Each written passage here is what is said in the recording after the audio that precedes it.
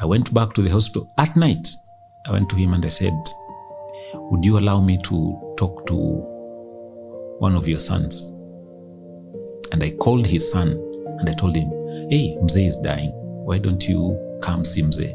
And he says, it means nothing to me if he dies. I will not come.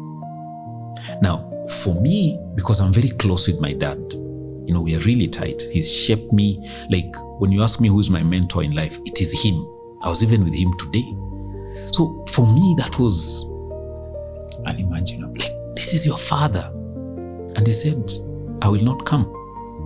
The next day I went to hospital and I could tell this guy, it's unlikely that he will make it beyond 48 hours.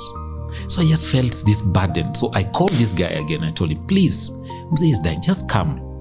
So you need to understand, he's a very successful man in his life. Like, he has buildings in the city. He's all that. Finally, this young man tells me, I don't even have transport to come. I sent him M-Pesa. I told him, do you need transport? Please come. And he finally came. And I remember when he came to the hospital, the day the Mzee died, he came to hospital and I took him to the father. And I could see the hesitation. He's trying to go. I tell him, this is your own dad.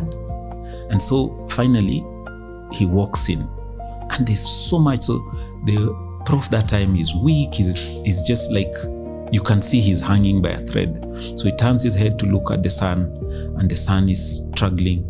Finally, something breaks in the son, and he reaches out to hold his dad's hands. And then he just struggled to say,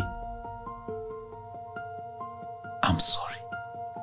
And when he said that, the son started crying. And then on the old man, I could see a tear just flowing down. And myself, as embarrassed to say, even me, I the Luya elders will not be pleased, but I was also crying, and he breathed his last and died right there with the son holding his hand.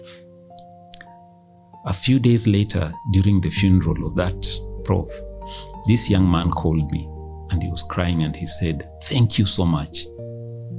Because in the whole family, nobody else has closure but me. That moment has changed the direction of my life.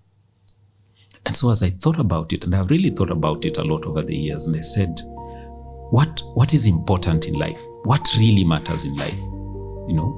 Because, and I'm talking to men, it's easier to build a business than to build relationships.